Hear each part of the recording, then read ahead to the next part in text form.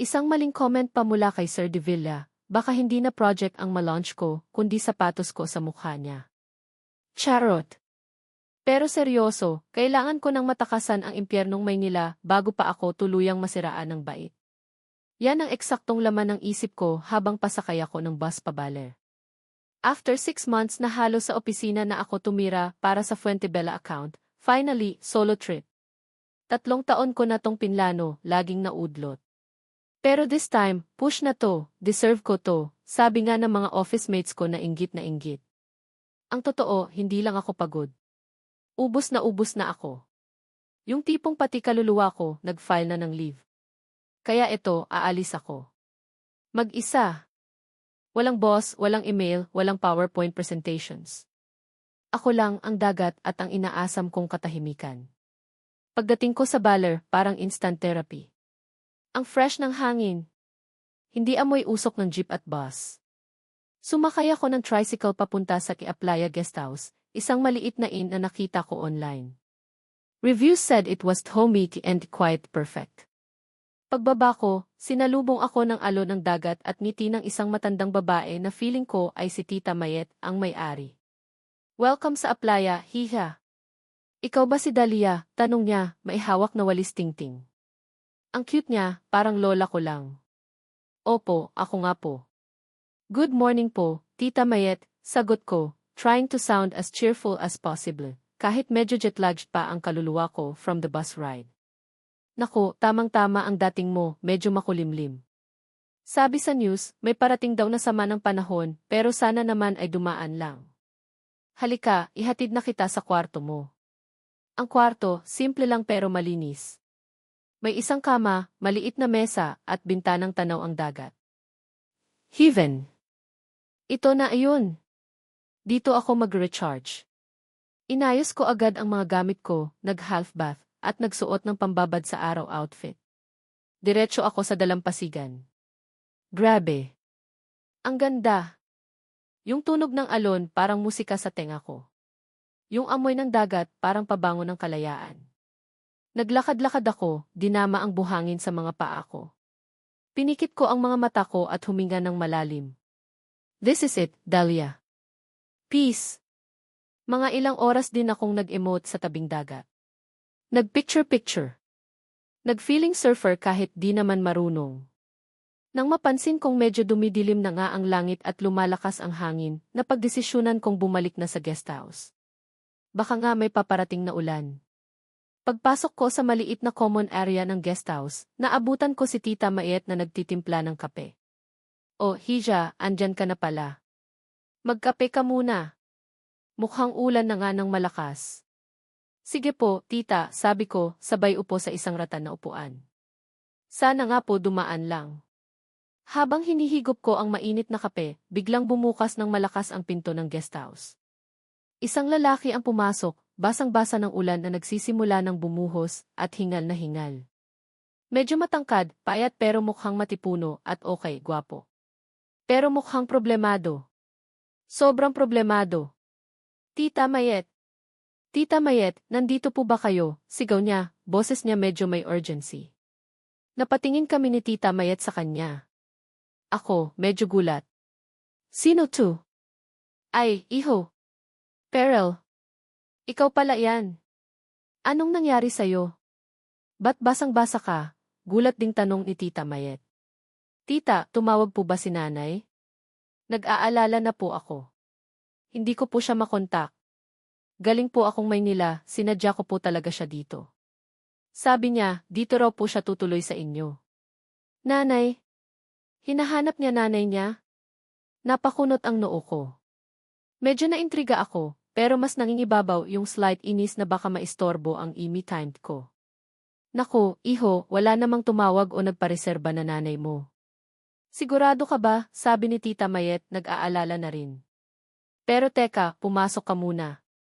Magpunas ka. Maupo ka. Pumasok si Perel, tumutulo pa ang tubig mula sa buhok at damit niya. Diretso siyang naupo sa kabilang upuan, malapit sa akin. Naamoy ko yung pinaghalong amoy ng ulan at pawis. Hindi naman mabaho, pero alam mo yung amoy ng taong pagod at stressed. Ganun. Tita, kailangan ko po ng matutuluyan. Kahit saan lang po. Baka po kasi dumating si nanay, o baka dito lang siya sa paligid, sabi niya, puno ng pag-asa ang boses. Dito na ako medyo naalarma. Wait lang. Hold up. Isa lang ang guest room dito, di ba? At ako yun. Nakita ko ang pag-aalangan sa mukha ni Tita Mayet. Naku, iho, yun nga ang problema. Puno na kami. Itong si Dalia, sabay turo sa akin, siya lang ang bisita ko ngayon. Nakareserba na sa kanya yung nag-iisang kwarto. Napatingin sa akin si Perel. For the first time, nagtama ang mga mata namin. May lungkot, pagod, at kaunting desperation sa mga mata niya. Ako naman, I tried to give Tipolit, sorry not sorry to smile. Solo trip ko too, hello. Ah, ganun po ba? Sabi niya, halatang disappointed. Kahit po sa sahig lang, tita. Babayaran ko po. Kailangan ko lang po talagang maghintay dito. Naawa naman ako bigla. Slight lang. Pero hello, boundaries. Bumuntong hininga si Tita Mayet. Hay, sige na nga. May maliit akong bodega doon sa likod. Pwede na sigurong pagtiyagaan mo. Aayusin ko na lang. Pero pasensya ka na talaga, iho ha? Okay lang po, tita. Maraming salamat po. Parang nabuhayan ng loob si Perel. Umiti siya, at for a split second, nakita ko kung gaano siya kagwapo. Focus, Dalia, focus. Habang inaayos ni Tita Mayet yung sinasabi niyang bodega, naiwan kaming dalawa ni Perel sa common area. Awkward. Ang lakas na ng ulan sa labas, at ang hangin parang may sariling concert. Kinuha ko ang phone ko, hoping to distract myself. No signal. Great. Just great. Excuse me, Misty. Napatingin ako kay Perel. Sorry sa abala, ha? Hindi ko naman sinasadyang mang-istorbo. I gave him a tight smile. Okay lang. Dalia pala. Inabot ko ang kamay ko. Medyo nag-hesitate pa siya, siguro dahil basa pa siya, pero tinanggap din niya. Perel. Ang lamig ng kamay niya. Sana talaga dumating na si nanay. Hindi ko alam anong sasabihin ko. Sana nga. Maya-maya, bumalik si Tita Mayet. Perel, iho, naayos ko na yung tutuluyan mo. Hindi siya kasing komportable ng kwarto ni Dalia, pero may papag naman at malinis. Ang sisi, dito na lang sa labas, shared na lang kayo ni Dalia, kung okay lang sa kanya. Napatingin ulit si Tita Mayet sa akin, with matching please understand Hisha, ayes. Napabuntong hininga ako. Ano pa bang magagawa ko? Alangan namang ipagdamot ko yung banyo? Okay lang po, tita. Pero sa isip ko, earth hassle. Salamat talaga, tita. At salamat din, Dalia, sabi ni Perel, this time with a genuine smile. The first clash, misunderstanding sa gamit sa kwarto. Well, hindi naman exactly sa kwarto, but more like sa shared resources. Pagkatapos niyang mag-ayos sa bodega room niya, lumabas siyang naka-fresh na damit, mukhang may dala siyang maliit na backpack. Pumunta siya sa CC. Paglabas ko para sana kumuha ng tubig sa maliit na dispenser sa common area, nakita kong ginamit niya yung towel ko na sinampay ko malapit sa C. Hoy! That's easy towel, medyo napalakas ang boses ko. Napalingon siya, gulat. Hawak niya yung pink towel ko. Ay, sorry. Akala ko common use to, wala kasing ibang nakasabit. Kahit na. Dapat nagtanong ka muna. Inis kong sabi. Ang arte ko ba? Siguro. Pero hello, personal space. Personal hygiene. Pasensya na talaga, sabi niya, mukhang nahihiya. Wala kasi akong dalang tuwalya. Hindi ko naman in-expect na abutan ako ng ganito. Napabuntong hininga ako. May point naman siya. Pero inis pa rin ako. Fine. Just next time, ask. Tumango siya. Sorry ulit. Dumating si Tita Mayet na may dalang plato ng mainit na pandesal at keso. O, anong nangyayari dito? Nagkakape na ba kayo ulit? Wala po, tita. May hindi lang kami napagkasunduan sa tuwalya, sabi ko, medyo sarcastic. Umiti lang si Perel parang alanganin. Si Tita Mayet naman parang may nasense na. Naku, kayong mga bata kayo. Sige na, kumain muna kayo. Ang lakas pa rin ng ulan oh. At parang narinig ng langit ang sinabi ni Tita Mayet, biglang kumulog ng malakas. Tapos namatay ang ilaw. Brownout. Patay, sabay naming sabi ni Tita Mayet. Si Perel, napamura ng mahina. Diyos ko. Kinapa ni Tita Mayet yung radyo niyang debaterya. After few static sounds, narinig namin yung boses ng announcer. Sa lahat ng residente ng Aurora Province, pinapayuhang manatili sa loob ng inyong mga bahay. Ang bagyong Carding ay inaasahang tatagal pa ng 3 araw sa Philippine Area of Responsibility at direktang tatamaan ang ating probinsya. Signal no 3 na po ang nakataas. 3 araw. 3 araw. Napatingin ako kay Perel. Nakatingin din siya sa akin. Pareho kaming gulat. Pareho kaming mukhang hindi makapaniwala. Si Tita Mayet, nag-sign of the cross. Diyos ko, mahabagin. Ako. Ang gusto ko lang sumigaw. 3 araw. 3 araw akong stranded dito. Sa isang guest house na walang kuryente, walang signal sa phone, at kasama ang isang estrangherong gwapo, pero medyo clumsy na hinahanap ang nanay niya. This is not the solo trip I signed up for. Napahilamos ako sa mukha ko. Gulat. Understatement yun. Pagdududa. Nagdududa ako kung kakayanin ko to, kung kakayanin namin to. Walang signal. Walang takas. For 3 days. Lord, ano bang trip mo sa akin? Hay, nako. 3 araw pala tayong magkakasama dito, mga anak, sabi ni Tita Mayet, habang kinakapakapa ang posporo at kandila sa isang lumang lata ng biskwit. Ang dilim sa labas, mas lalo pang dumilim sa loob ng guest house. Ang tanging liwanag lang namin ay yung emergency light na medyo andap-andap na rin, at yung flashlight ng phone ko na palobat na. Si Perel, tahimik lang sa isang sulok, nakatingin sa bintana kung saan humahampas ang malakas na ulan at hangin. Tita, may pagkain pa po ba tayo? Tanong ko, trying to sound casual kahit medyo nagpapanik na ko sa loob-loob ko. Hindi sa gutom kundi sa ideya na 3 days. 3 days with him. And this storm. Meron pa naman, Hija. May mga dilata ako dyan. Magluluto na lang tayo ng kung anong pwedeng lutuin, sagot ni Tita Mayet, finally finding the matches. Sinindihan niya ang 2 kandila at nilagay sa gitna ng maliit na lamesa. Biglang nagkaroon ng anino ang buong common area, parang eksena sa horror movie. Char. Ako na po, tita.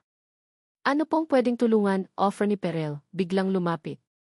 Mukhang natauhan na rin sa sitwasyon. Naku, iho, salamat. Sige, ikaw na magbukas ng mga delata. Ito, may sardinas, tuna, sa kakaunting karne norte. Si Dalia naman, baka pwedeng magsaing ka, Hija. May bigas pa naman doon sa drum. Napatingin ako kay Tita Mayet. Magsaing? Ako. Sakalan di kahoy.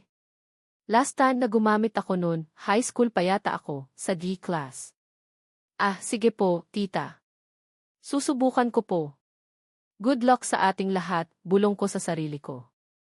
Habang si Perel, very efficiently, ay binubuksan ang mga dilata gamit ang isang medyo kalawangin ng can opener, ako naman, struggle is real sa pagsisindi ng kalan. Si Tita Mayet, tawa ng tawa.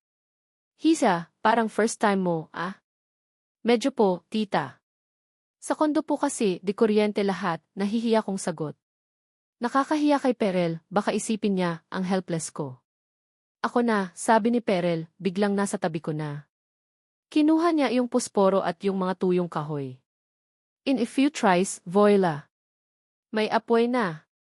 Ganyan lang yan. Kailangan lang ng tamang tiempo sa pag-ihip. Napatingin ako sa kanya. Medyo malapit. Naamoy ko na naman yung subtle scent niya. This time, parang amoy sabon na may halong ewan, basta amoy malinis na lalaki. Okay, Dalia, kalma. Nagpatulong ka lang sa kalan. Thanks, sabi ko, medyo mahina. Umiti lang siya.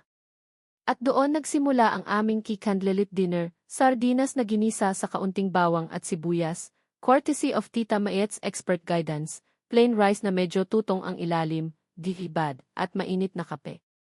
We were all huddled around the small table. The only sounds were the crashing waves outside, the relentless rain, and the occasional clinking of our spoons against our tin plates. Pasensya na kayo sa handa natin, ha? Kung alam ko lang na magkakabagyo, sana nakapamalengke ako, sabi ni Tita Mayet. Okay lang po ito, tita. Masarap nga po, lalo na't gutom, sagot ni Perel. Totoo naman. Kahit simpleng pagkain, parang ang sarap kapag ganito ang sitwasyon. Nga po, tita. It's an experience, sabi ko, trying to be positive. Kahit sa loob-loob ko, iniisip ko na yung steak na dapat kakainin ko for dinner. After eating, Tita Mayet said she felt tired and decided to rest early in her room, which was a separate small hut at the back. Kayo na munang bahala dyan, mga anak. Mag-ingat kayo. At Perel, iho, sana bukas may balita na tungkol sa nanay mo. Sana nga po, tita. Salamat po ulit, sabi ni Perel. Naiwan kaming dalawa ni Perel sa common area. Ang awkward silence, bumalik na naman. Ang lakas pa rin ng hangin sa labas, parang may gustong gibain. Pinapanood ko lang yung sayaw ng apoy ng kandila. So he started, breaking the silence. Career woman ka from Manila, no? Napatingin ako sa kanya. How'd you guess? He shrugged, a small smile playing on his lips. Sa porma mo. Saka sa pagkataranta mo sa kalan kanina. Natawa ako. Medyo. Guilty as charged. Project manager ako sa isang advertising company. Wow. Sounds stressful. Super. Kaya nga ako nag-solo trip dito. Para mag-distress. Little did I know, mas ma-stress pala ako sa bagyo, I said, then immediately regretted it baka isipin niya, siya yung stressor. I mean, yung situation, not you, I quickly added. He chuckled. Gets ko. Ako rin naman, hindi ko in-expecto, dapat one day lang ako dito. Hanapin si nanay tapos uwi na rin. Biglang nag-iba yung mood. Naging seryoso yung mukha niya. Nakita ko na naman yung lungkot sa mga mata niya. This time, instead of feeling annoyed or inconvenienced, I felt curious. And a little bit of compassion. Anong nangyari sa nanay mo? Bakit mo siya hinahanap dito? I asked, with a voice softer this time. He looked at the flickering candlelight for a moment, as if gathering his thoughts. Then, he looked at me. Adopted kasi ako, Dalia. Natigilan ako. Hindi ko yun in-expect. Oh. Yeh. Lumaki ako sa isang ampunan sa Maynila. Mababait naman sila doon. Pero syempre, iba pa rin yung alam mong may pamilya ka talaga. Last month lang may nagbigay sa akin ng lead. Isang matandang social worker na nakausap ko. Sabi niya, yung birth mother ko raw taga-Baler. At may posibilidad na bumalik siya dito. Nakinig lang ako. Ang bigat pala ng dala niya. Akala ko, simpleng nawawalang nanay ilang. This was deeper. This was search for identity. Binigyan niya ako ng pangalan, Althea. At yung description, tumutugma sa isang babaeng minsan daw tumutuloy dito kay Tita Mayet.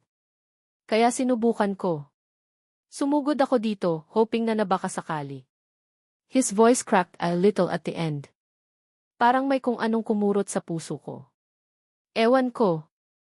Siguro dahil sa sincerity niya. O siguro dahil nakikita ko yung pag-asa at desperation sa mga mata niya. I hope you find her, Perel, sabi ko, at naramdaman kong totoo yung sinabi ko. He gave me a small, grateful smile. Salamat, Dalia. Sana nga. Nagkaroon ulit ng katahimikan, pero this time, hindi na siya kasing awkward. Parang may nabasag na yelo sa pagitan namin. Ikaw, tanong niya maya-maya. Bakit solo trip? Wala kang kasama? Napalunok ako. Eto na. The dreaded question. Should I tell him? Should I tell the stranger just met about the gnawing loneliness feel sometimes, despite being surrounded by people in the city? Should I tell him about my failed relationships, Yun ba'y fear of commitment? Yun ba'y emptiness? I hesitated. Wag, Dahlia. Masyadong personal. Wala lang. Gusto ko lang talagang mapag-isa. Alam mo na, new environment. Recharge, I said, trying to sound breezy. But knew my voice lacked conviction. He looked at me, parang may gusto siyang i-decode sa mukha ko. Please, wag mo akong basahin. Gets? Minsan, kailangan talaga natin yun, sabi niya, in a way that made me feel like he understood more than what he was saying. Or maybe, imagination ko lang yun. To change the topic, kinuha ko yung natitirang pandesal sa plato. Gusto mo pa? Sige, sabi niya, kukuha na rin sana. At doon nangyari. Nagkasabay yung kamay namin sa iisang piraso ng pandesal. Accidental touch. Glitch as it may sound, pero parang may kuryenteng dumaloy. Saglit lang, pero naramdaman ko. Medyo nagkatinginan kami, parehong medyo gulat. Bigla akong natawa. Hindi ko alam bakit. Siguro sa absurdity ng situation. O siguro dahil sa kaba. Sorry, sabay naming sabi. Natawa na rin siya. Classic movie moment, Kulang na lang slow motion, sabi ko, at this time, genuine na yung tawa ko. Ang gaan sa pakiramdam. First time kong tumawa ng ganito in a long, long time. Yung tawa naming dalawa, parang naging musika sa gitna ng malakas na ulan. For a moment, nakalimutan ko yung bagyo. Nakalimutan ko yung stress sa trabaho. Nakalimutan ko yung lungkot. Nagtuloy ang kwentuhan namin. Tungkol sa mga paborito naming libro, pareho pala kaming mahilig sa historical fiction, sa mga nakakatawang experience sa commute sa Maynila, pareho kaming sukang-suka na sa EDSA traffic, at sa mga pangarap namin. Siya, pangarap niyang makilala ang nanay niya at magkaroon ng simpleng buhay. Ako, pangarap kong ano nga ba? Bigla akong hindi makasagot. Ikaw, Dahlia. Anong pangarap mo? Tanong niya, his eyes genuinely curious. Napaisip ako. For the longest time, ang pangarap ko lang ay umasenso sa trabaho. To prove something. Pero ngayon parang ang babaw. Siguro maging masaya lang. Yung totoong masaya. Ang generic ng sagot ko, pero yun ang lumabas sa bibig ko. He nodded slowly. Mahirap hanapin yun minsan, no? Sobra. The candle was starting to burn low. Ang mga anino sa dingding parang mas lalong lumalaki. Inaantok na rin ako, pero parang ayoko pang matapos yung gabi. For the first time in this chaotic, unexpected trip, I felt a sense of calm. A sense of connection. Mukhang kailangan na nating matulog, sabi niya, napansin din siguro yung kandila. Baka maubusan tayo ng liwanag. Nga. Maaga pa tayong maghihintay bukas kung hihina man ang ulan, sabi ko. Tumayo na siya. Salamat sa kwentuhan, Dahlia. At sa pandesal. Ngumiti siya, at this time, parang abot hanggang mata yung iti niya. Salamat din, Perel. Sa pagsindi ng kalan. I smiled back. Naglakad na siya papunta sa bodega room niya. Ako naman, pumasok na sa kwarto ko. Humiga ako sa kama, pero hindi agad ako dinalaw ng antok. Nakatitig lang ako sa kisame, pinapakinggan ang walang tigil na ulan. Bakit parang kilala kita, Perel? Parang ang gaan-gaan ng loob ko sa kanya, kahit ilang oras pa lang kaming magkakilala. Maybe it was the shared vulnerability. Maybe it was the forced intimacy of being stranded together. O baka naman, dahil lang pagod na ako at naghahanap ng kahit anong koneksyon. Kinuha ko yung phone ko. Still no signal. Of course. Napabuntong hininga ako. This was not how I imagined my Ballard trip. But somehow, in the middle of the storm, in the dim candlelight, I found a strange kind of kilig. Curiosity. Hindi ko pa masabi. Ang alam ko lang, I was no longer just annoyed by his presence. I was intrigued. At aminin ko, a small part of me was looking forward to the next 2 days. Kahit pa may bagyo. Kahit pa walang signal. Araw 3. Milagro. Sumilip ang araw. Humina na rin ang hangin. Parang panaginip lang yung nagdaang 2 araw na parang end of the world. Paglabas ko ng kwarto, naabutan ko si Tita Mayet na nagwawalis na ng mga tuyong dahon sa labas ng guest house. Si Perel, kausap niya, may hawak na baso ng kape. Good morning, Batiko, trying to sound chipper. Finally, may pag-asang makabalik na sa Maynila. Kahit pa may part sa akin na parang ayaw pa. Ano ba, Dalia? Focus. Oh, Dalia, gising ka na pala. Tamang-tama, nagkape na kami ni Perel. Sabi sa radyo, palabas na raw ng iis yung bagyo mamayang hapon. Baka bukas, may bayahe na ulit pa Maynila, sabi ni Tita Mayet, ngiting-ngiti. Talaga po? That's great news, sagot ko. Pero yung puso ko, parang may kumontra. Great news nga ba? Napatingin ako kay Perel. Nakatingin din siya sa akin. Umiti siya, pero parang may halong lungkot. O baka naman, imagination ko lang ulit yun. Mukhang makakauwi na tayo, sabi niya. Ang tipid ng sagot ko. Walang masyadong usapan nung umagang yun. Pareho kaming busy sa pag-aayos ng mga gamit namin in anticipation of leaving. Si Perel, mukhang mas problemado.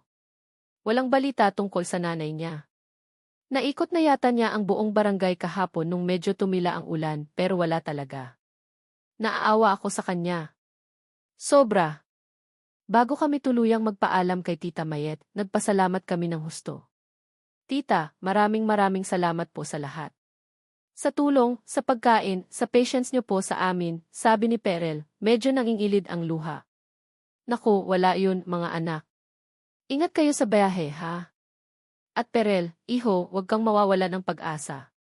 Baka hindi pa lang ito ang tamang panahon, sabi ni Tita Mayet, niyakap si Perel. Niyakap niya rin ako. Ang init ng yakap niya, parang yakap ng tunay na lola. Sabay kaming nag-abang ng tricycle ni Perel papunta sa terminal ng bus. Ang awkward ulit. Ano bang sasabihin ko? Thanks for the accidental romance in the storm. Charot. So balik Maynila na, sabi niya, parang statement more than a question. Yup. Back to reality. Back to work. I sighed. Ikaw? Anong plano mo? Uwi muna. Siguro mag-iisip. Baka bumalik ulit ako dito next time. Hindi ako susuko. There was that determination in his voice again. Hinangaan ko iyon sa kanya. Nakarating kami sa terminal. Medyo chaotic pa rin. Maraming stranded na pasahero. Luckily, may bus na pa Maynila, though medyo siksikan. Dalia di. Tawag niya sa pangalan ko bago kami sumakay. Yes? Salamat sa lahat. Kahit hindi planado yung pagkikita natin, I'm glad I met you. He looked sincere. Yung mga mata niya parang nangungusap. Napalunok ako. Oh my God, Dalia, don't blush. Ako rin, Perel. Salamat. At good luck sa paghahanap mo. Walang palitan ng number. Walang keep in touch. Parang unspoken agreement na yung nangyari sa baler lang mananatili.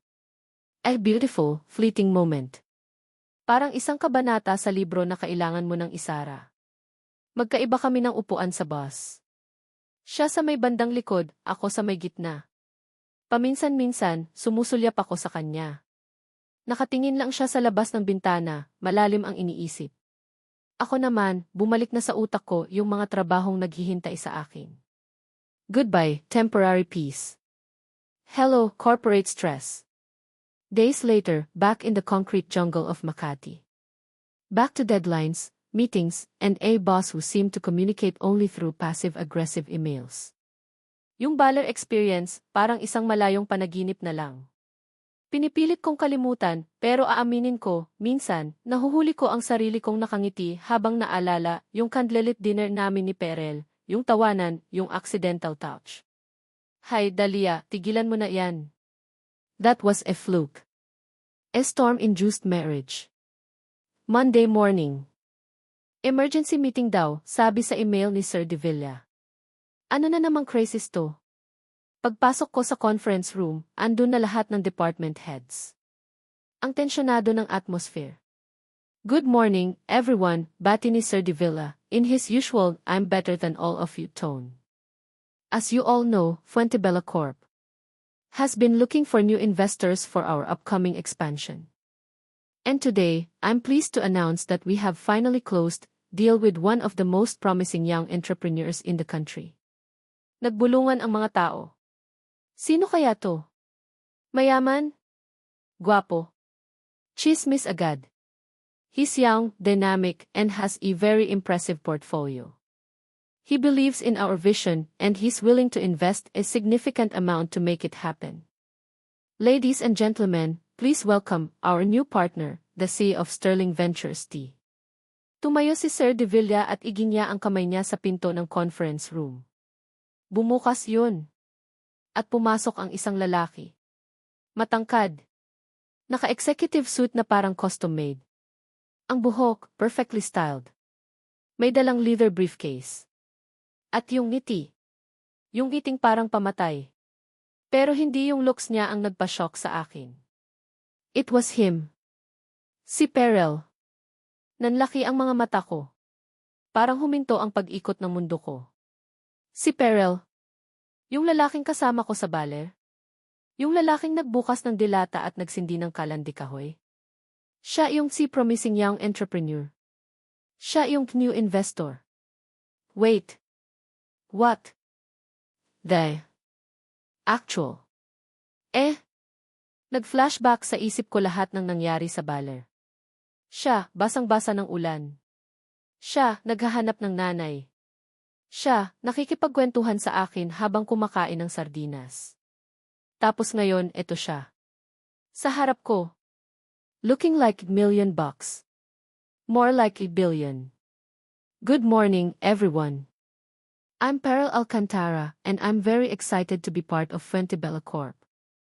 His voice. Same voice, but this time, oozing with confidence and authority. Napatingin siya sa direksyon ko. Nagtama ang mga mata namin. For a split second, nakita ko ang gulat sa mukha niya. Pero mabilis niyang nabawi. He gave a polite, almost imperceptible nod, tapos binalik na niya ang atensyon niya kay Sir Divilla. Ako. Parang na-stroke. Hindi ako makagalaw. Hindi ako makahinga. This can't be happening. Hindi pwede sa real life too. The meeting went on, but I couldn't absorb anything. Naririnig ko yung boses ni Perel, M.E. Alcantara pala, habang ini-explain niya yung vision niya para sa company. Ang layo-layo niya sa Perel na nakilala ko sa baler. This Perel was intimidating. Powerful. Rich. Ang daming tanong sa isip ko. Bakit hindi niya sinabi? Niloko niya ba ako? Pinagtripan niya lang ba ako sa baler? Was he slumming it? Nagsimula na ang office gossip as soon as the meeting ended. Grabe, ang bata pa niya, investor na. Ang gwapo, no? Single kaya? Sterling Ventures yan, te. Isa sa pinakamalaking investment firms ngayon. Ako, parang gusto ko lang magtago sa ilalim ng mesa ko. Overwhelmed. Confused. And a little bit betrayed. Paglabas ko ng conference room, nakasalubong ko siya sa hallway. Nag-iisa siya. Nag-iwas ako ng tingin, akmang lalampasan ko siya. Dahlia. Napahinto ako. His voice. This time, it sounded like the Perel knew from Baler. Humarap ako sa kanya, trying to keep the expression neutral. And Alcantara. I emphasized that Mr. He winced, almost imperceptibly. Perel na lang. Please. Ano pong kailangan nyo, sir? I maintained the formal tone. Gusto kong ipakita sa kanya na hindi ako apektado. Kahit sa loob-loob ko, para akong sasabog. We need to talk, sabi niya, his eyes pleading. About what, Jim Alcantara? About the project. You can course it through Elva boss. Dahlia, please. Not here. Sakto namang dumating yung elevator. Sabay kaming pumasok. Kami lang dalawa. Opportunity. Niloko mo ba ako? Diretsahan kong tanong, hindi ko na napigilan. Elva's voice was trembling slightly. Takot. Inis? Hindi ko alam. Halo-halo. He sighed, running key hand through his perfectly styled hair. It was the first gesture I saw that reminded me of the Balor peril. No, hindi kita niloko. What happened in Balor, it was real. For me, at least. Real. You were there, supposedly looking for your long-lost mother, acting all vulnerable. Tapos ito ka ngayon, big-time investor. How is that real, Peril? Ang sakit. Parang may tumutusok sa dibdib ko. It's complicated, Dahlia. Complicated. O baka naman, you just enjoy playing roles. Ano yun, research for your next big investment. How the other half lives. The sarcasm was dripping from envy voice. He looked hurt. That's not fair, Dahlia. Hindi mo alam ang buong kwento. Then tell me. Kasi sa ngayon, ang alam ko lang, yung taong nakasama ko sa Balor, yung taong pinagkatiwalaan ko, parang hindi nag-i-exist. Bumukas ang elevator sa floor ng office ko. Lumabas ako agad, hindi ko na siya hinintay sumagot. Nanginginig ang mga kamay ko. Gusto kong umiyak. Gusto kong sumigaw. Pag-upo ko sa cubicle ko, napahawak ako sa dibdib ko. Hindi pwede. Ang perel ng Balor, yung simpleng lalaki na may malungkot na mga mata pero may determinasyon sa puso, yun ang perel na nagsimula ng magustuhan ko. Pero itong Avis Perel Alcantara, CEO of Sterling Ventures. He was a stranger. A very rich, very powerful, and very intimidating stranger. At ang pinakamasakit, he was now denied direct project partner. And a boss, anyway. How was I supposed to work with him? How was I supposed to face him every day, knowing what knew, feeling what felt? This wasn't just a storm anymore. This was a full-blown emotional hurricane. At ako, nasa gitna na naman. The next few weeks were the special kind of hell. Ang Fuentebella Expansion Project, naging Fuentebella Alcantara Project. At ako, bilang project manager, kailangang makipag-coordinate ng direkta kay Avis Perel Alcantara. Kill me now. Perel, or M. Alcantara, as I insisted on calling him in public, and sometimes, even in my head, just to create distance, tried to act casual. Parang walang nangyari sa Balor. Parang hindi kami nag-share ng dilatang sardinas at mga pangarap sa ilalim ng kandila. Every meeting, he would be professional, courteous, at minsan, sinusubukan niyang mag-inject ng key peril ng Balor moments. Like, one time, during a very tense budget discussion, bigla siyang nagsabi, parang mas madali pang magsindi ng kalan di kahoy kaysa i-approve tong marketing expense na to. Ako lang yata ang nakagets ng reference. The others just looked confused. I just gave him a blank stare. Nice key, MC. But I'm not falling for that. He wasn't pursuing me romantically, or at least, that's what I told myself. Ang key pursuit niya, disguised as work. Madalas siyang mag-set ng key urgent meetings na minsan, kami lang dalawa. He'd ask for my opinion on things that were clearly way above his pay grade, saying, I value your insights, Dahlia. You have a good pulse on the market. Bullshit. He was just trying to find ways to talk to me, to break down the wall I had painstakingly built around myself. At ang masama, aaminin ko, minsan, effective. Kasi sa gitna ng mga KME Alcantara moments niya, sumisilip pa rin si Perel, yung Perel na nakilala ko. Yung sincere, yung medyo awkward, yung may malalim na mga mata. At yun ang kinaiinisan ko. Kasi yun ang nagpapagulo sa sistema ko. One afternoon, palabas ako ng office for lunch. Sakto namang nakita ko si Perel sa lobby, may kausap na babae. Maganda. Matangkad. Naka-power suit na parang mas mahal pa sa buong wardrobe ko. Tawa sila ng tawa. At yung babae, grabe kung makadikit kay Perel, parang linta. Then, I saw it, inakbayan ni Perel yung babae. Casually. Friendly. Pero para sa akin, parang sinaksak ako ng paulit-ulit. Sino iyon? Girlfriend niya? Business partner? Future Rick Alcantara? Hindi ko alam kung bakit, pero bigla akong nakaramdam ng selos. What the hell, Dahlia? Wala kang karapatan. He's a billionaire CE, for crying out loud. He can date whoever he wants. At ikaw? Isa ka lang hamak na empleyado na nakasama niya sa isang aplaya during a storm. Get over yourself. Pero yung kerot, andun. Hindi maipinta. Instead of going out, bumalik ako sa pantry at kumain na lang ng tira kong baon na adobo, na biglang parang naging pinakamasamang adobo sa buong mundo. That afternoon, may meeting kami about the new campaign tagline. I was unusually quiet. Usually, ako yung pinaka-vocal sa mga ganitong brainstorming. Pero ngayon, wala akong masabi. Lutang. Dahlia. Any thoughts? Tanong ni Sir Davila. Napatingin ako sa kanya, tapos kay Perel, na nakatingin din sa akin, a hint of concern in his eyes. Wala po, sir. I think okay naman po yung mga suggestions nila. I sounded so lame. After the meeting, Perel approached me. Are you okay, Dahlia? You seem off. I'm fine, Geng Alcantara. Just a bit tired, I said, not meeting his eyes. Gusto ko lang umuwi. Gusto ko lang mapag-isa.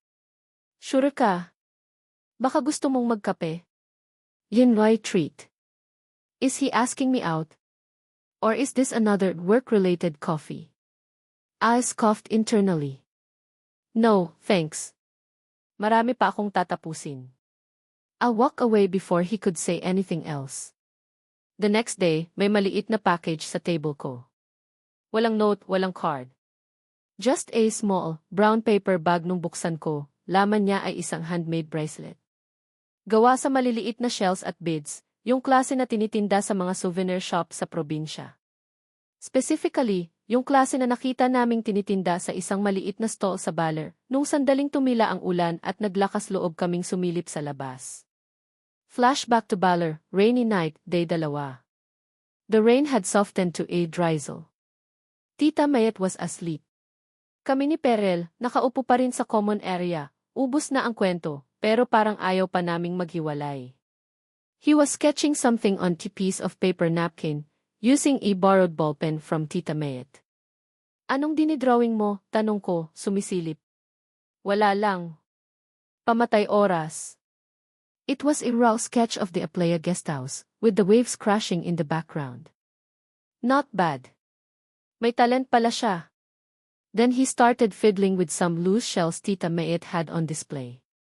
Alam mo, nung bata ako sa ampunan, mahilig akong gumawa ng mga ganito. Bracelets, necklaces. Tinitinda namin para may extra income yung bahay. He picked up a few small, colorful shells and a piece of string. In a few minutes, he had fashioned a simple, charming bracelet. Para sa'yo, sabi niya, inabot sa akin. Souvenir from Bagyong Carding. Natawa ako. Ang corny mo.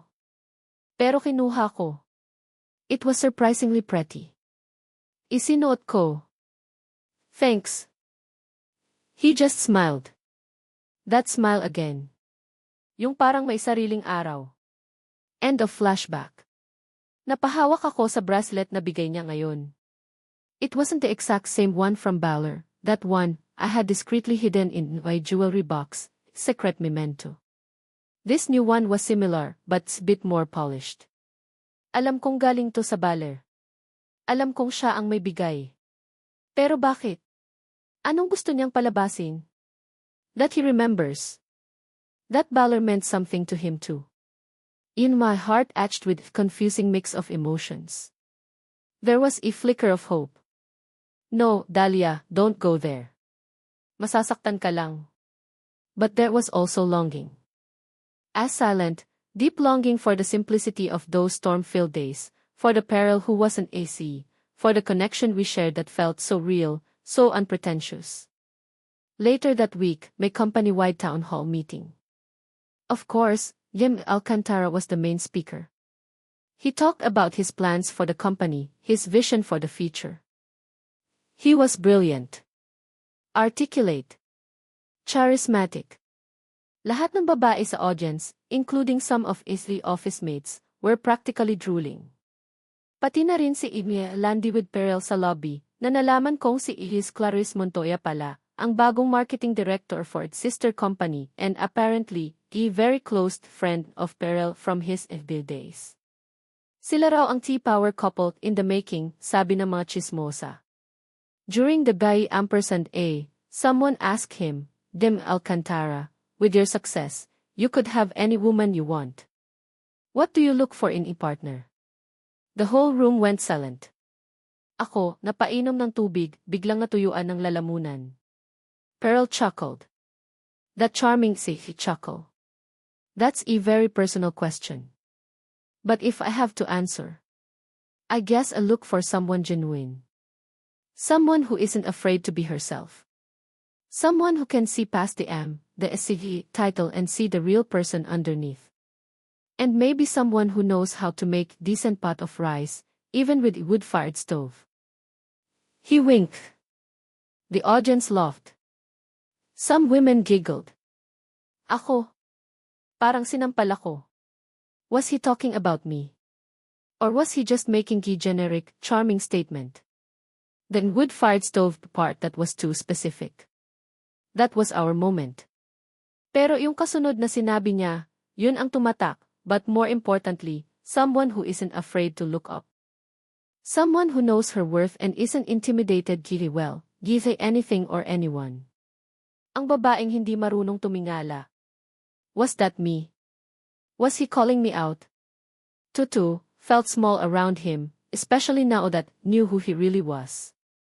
I felt like didn't belong in his world. Yung class difference, parang Great Wall of China sa pagitan namin. Nagsimula na ang tampuhan. Hindi yung parang nag-aaway kami. More like a silent, simmering resentment from envy and I became more withdrawn, more focused on just getting the work done. I avoided him as much as possible. Kung may meeting, I'd make sure other people were there. I'd answer his questions curtly. I stopped looking at him, afraid that he'd see the turmoil in the eyes. One late afternoon, naabutan niya akong mag-isa sa pantry, nagtitimpla ng kape. Walang ibang tao. Dahlia. Hindi ako lumingon. And Alcantara. Can we please drop the Alcantara, when it's just us? His voice was soft, almost pleading. Really? Does it make you uncomfortable, sir? I finally looked at him, yun ba'y eyes challenging. He sighed. Look, I know you're upset. And you have every right to be. I should have told you in Balor. I don't know, Kyle didn't. Maybe he was enjoying being just Perel. Not the sale. Not the investor. So it was an escape for you? A little vacation from your real life? No. That's not what I meant. He stepped closer. Balor was special, Dahlia. You were special. Special enough to lead to. S didn't lie. I just omitted certain details. Details like being a multimillionaire. Yeah, small detail lang yun. I scoffed. He looked frustrated. Evie, are you making this so difficult? Ako pa ang difficult. Ikaw itong biglang sumulpot sa buhay ko, pretending to be someone else, tapos ngayon, you expect me to just what? Act like nothing happened. Like we're old pals who shared a Baguio adventure. I'm not pretending, Dahlia. This is me. Both versions. The guy in Balor and the guy in the suit. Can't you see that? Ang nakikita ko lang, Jimmy Alcantara, ay isang malaking pagkakaiba. At ako, hindi ako bagay sa mundo mo. Yung voice cracked. Ang sakit. Ang sakit aminin. He reached out, as if to touch his arm, but flinched. Dahlia D. Please. Just let's keep things professional. It's better that way. Kinuha ko iyong kape ko at mabilis na lumabas ng pantry, leaving him there, looking defeated. Pagbalik ko sa desk ko, nakita ko ulit yung bracelet.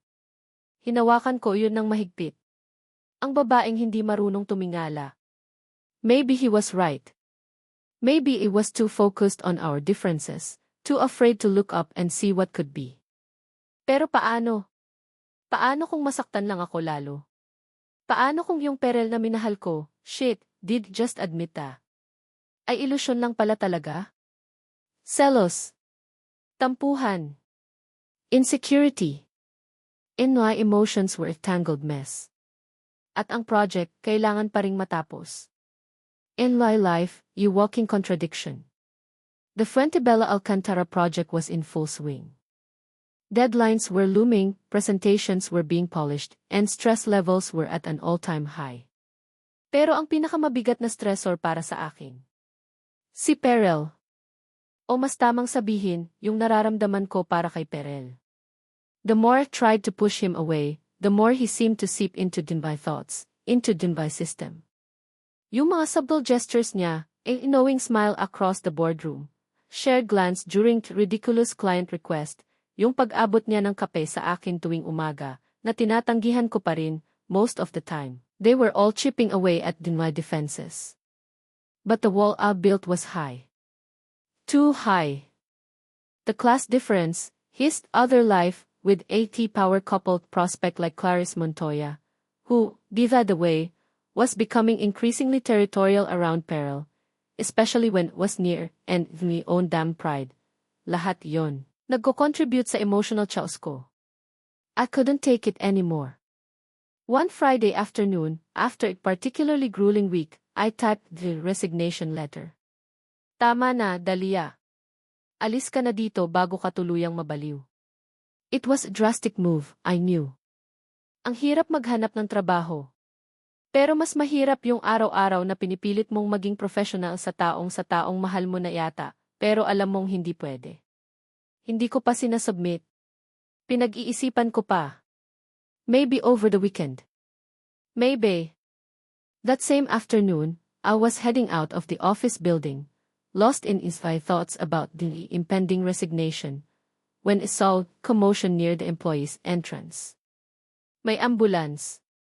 May mga security guards.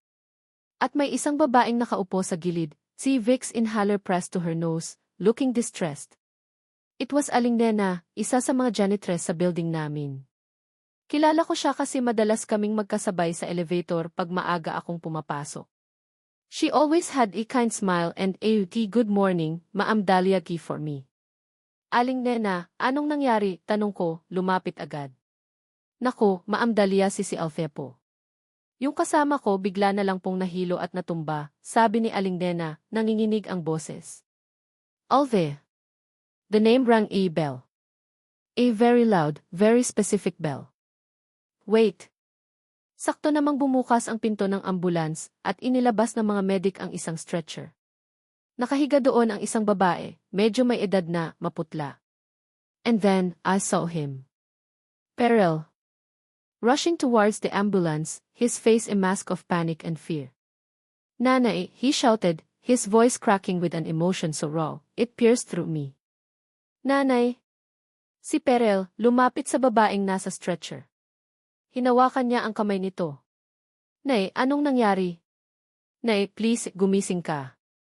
His voice was desperate. Napatingin ako kay Aling Nena, confused. Si Alcantara po anak ni Althea. Tumango si Aling Nena, the tear rolling down her cheek. Ma'am. Siya si Perel. Ang matagal nang nawawalang anak ni Althea. Ngayon lang sila nagkita ulit. Parang binuhusan ako ng malamig na tubig. Si Althea. Yung janitress. Yung kasama ni Aling Nena. Siya yung nanay ni Perel. Yung hinahanap niya sa baler.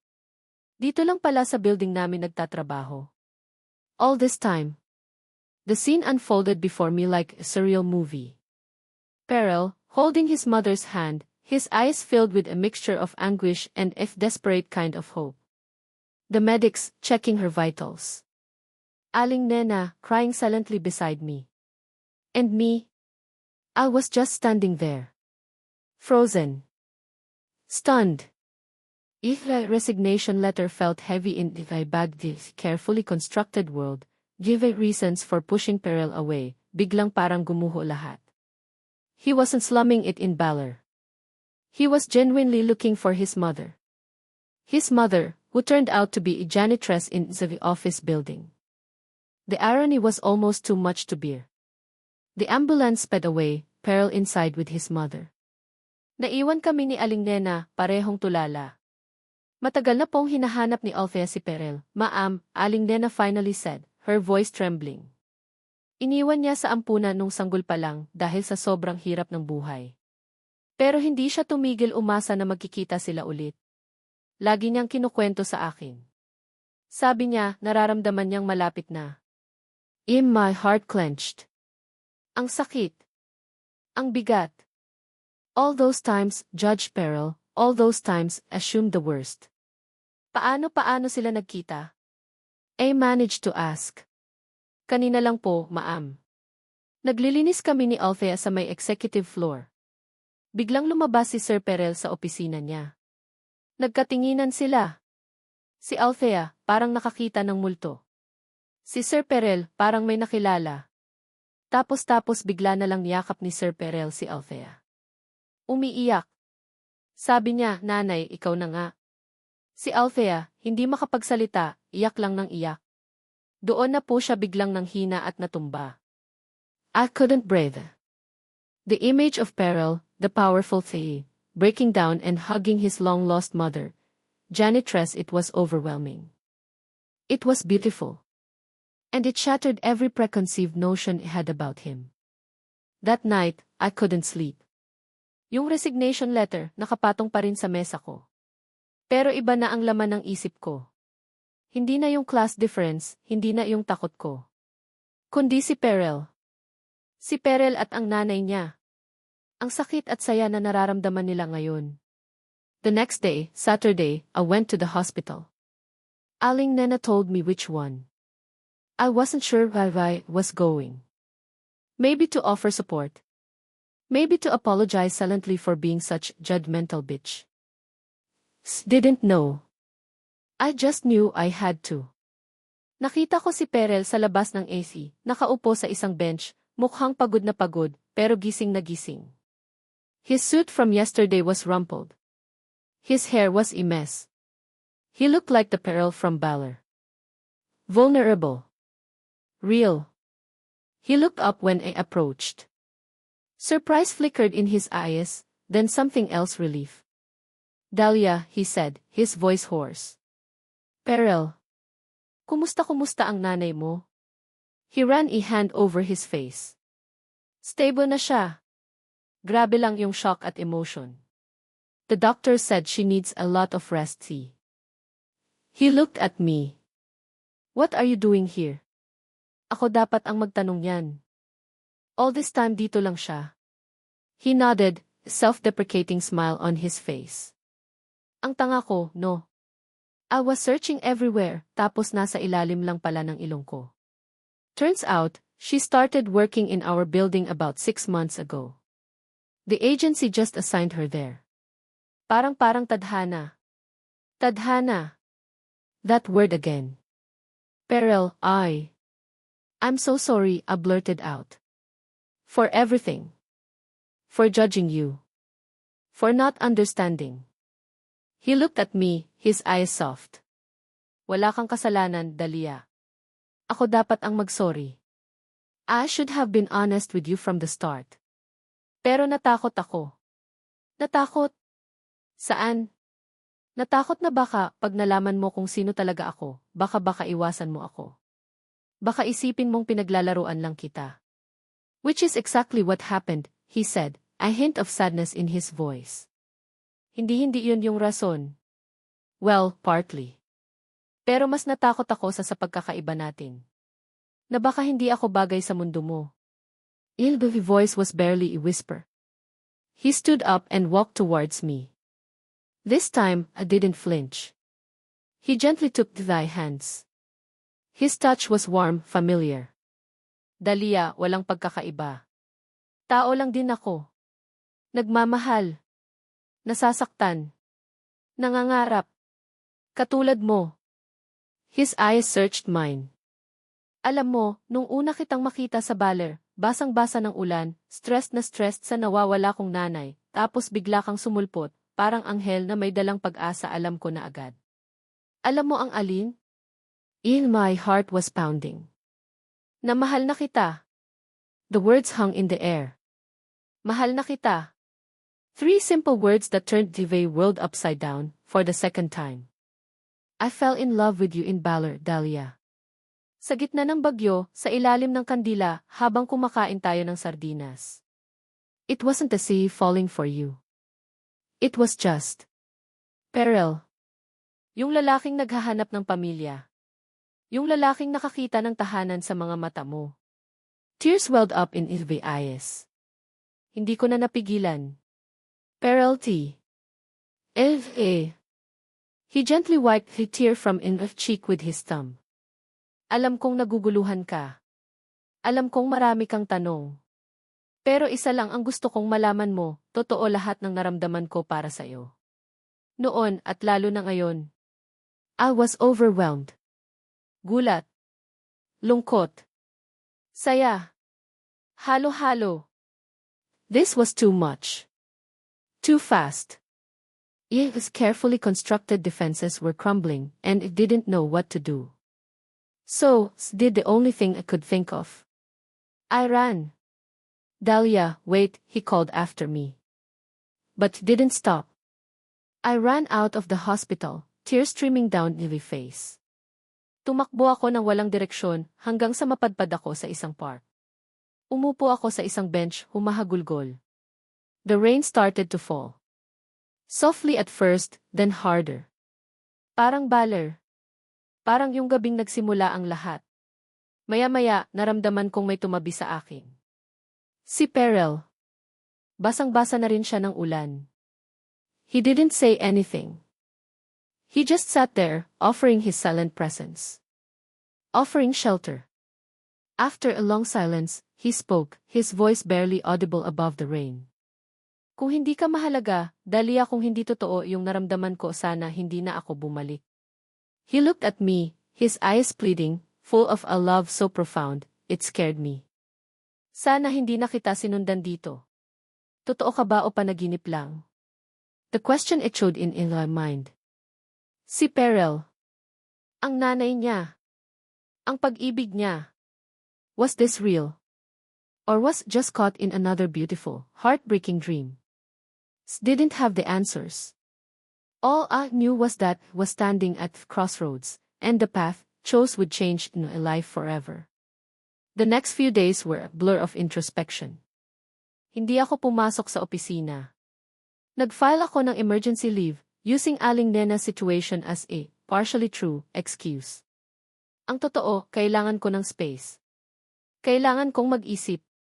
Yung resignation letter nakatago na ulit sa drawer. Hindi ko na alam kung para saan pa yun. Peril's words echoed in my mind, kung hindi ka mahalaga, Dahlia, sana hindi na ako bumalik. Umulan man o umaraw, yun ang naririnig ko.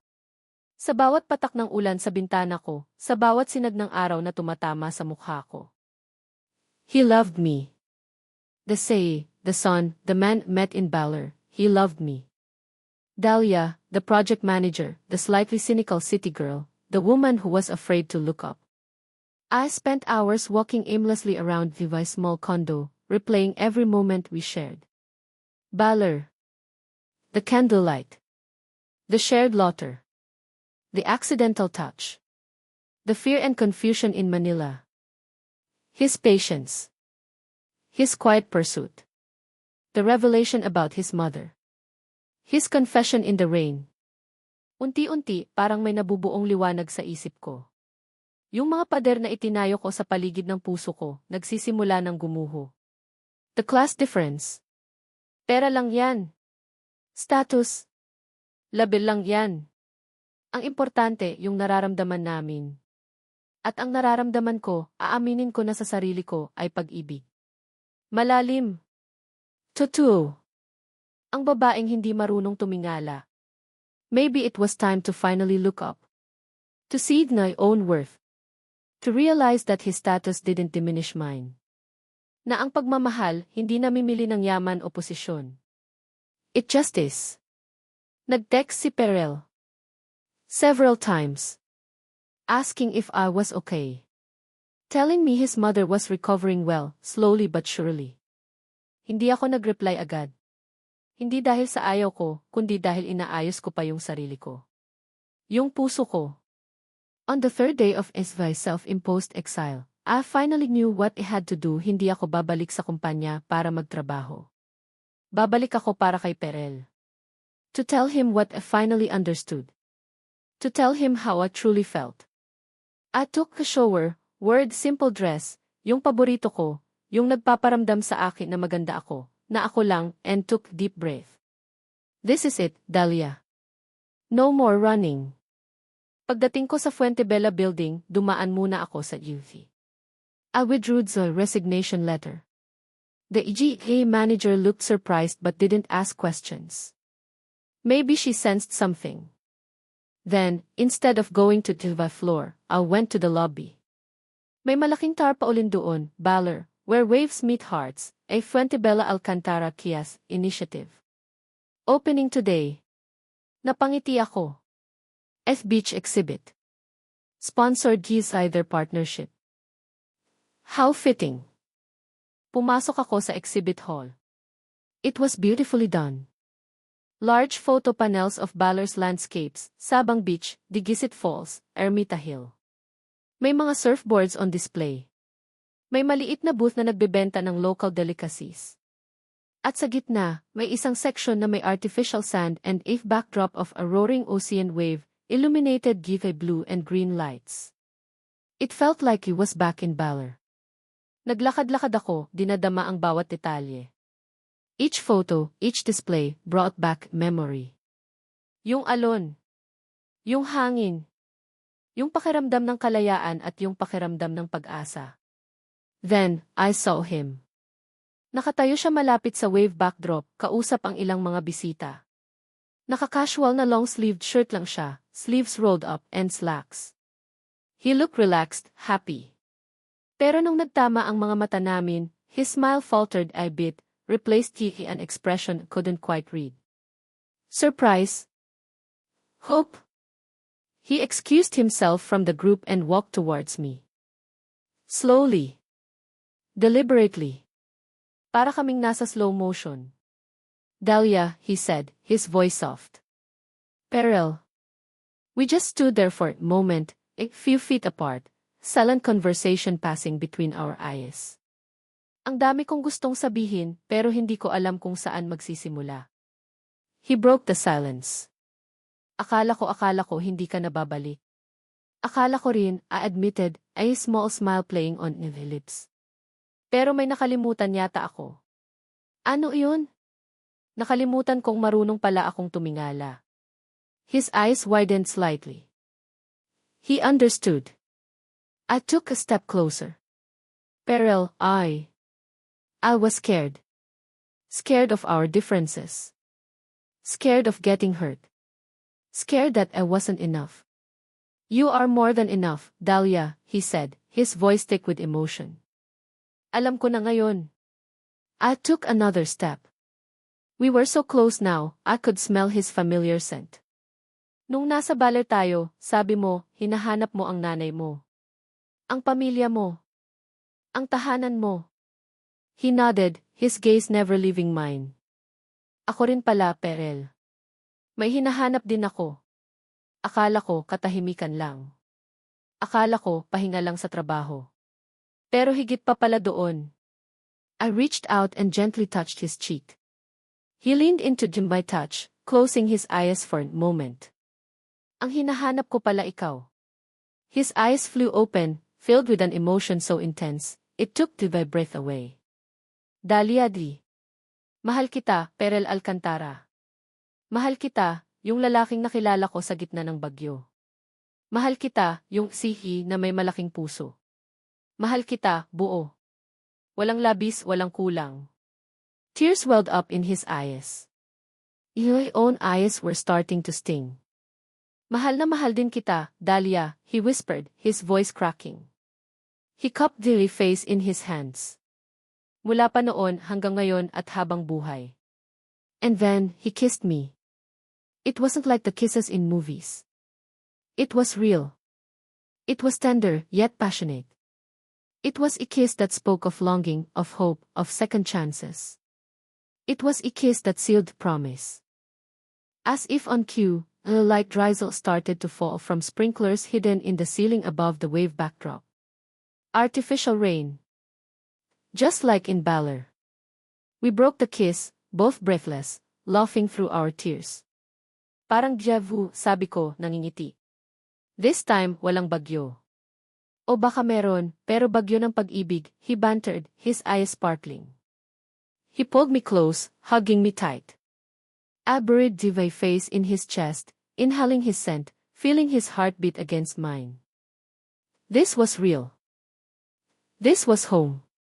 Kung may bagyo ulit, Dahlia, he whispered into my hair, ikaw pa rin ang pipiliin kong makasama. I looked up at him, my heart overflowing.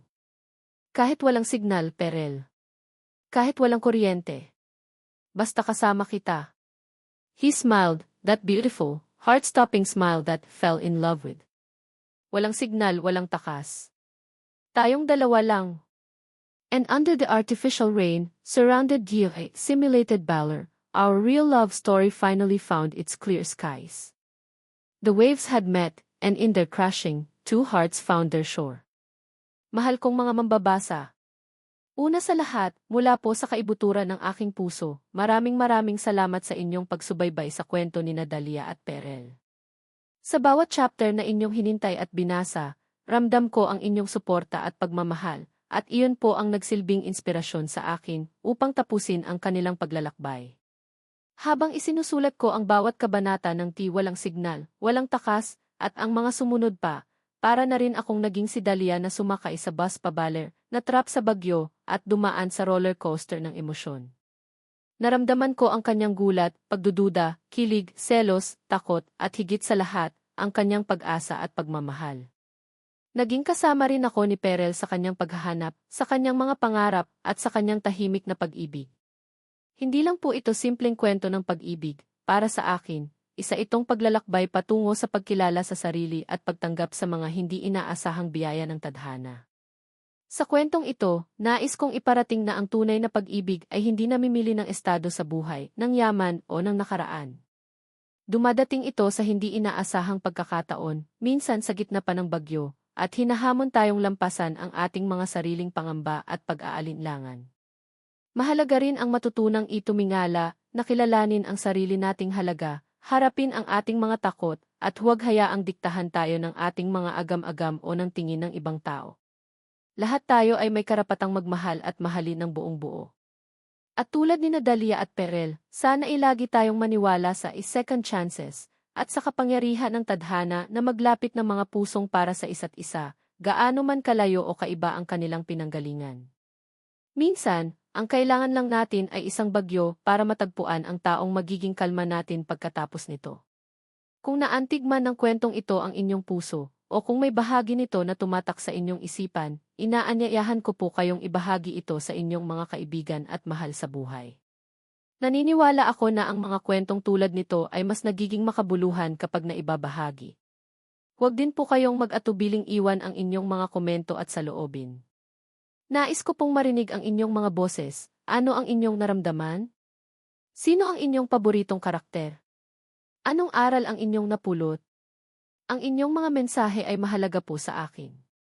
Muli, isang taos pusong pasasalamat po sa inyong lahat. Hanggang sa susunod nating kwentuhan. Nagmamahal. Ang inyong manunulat.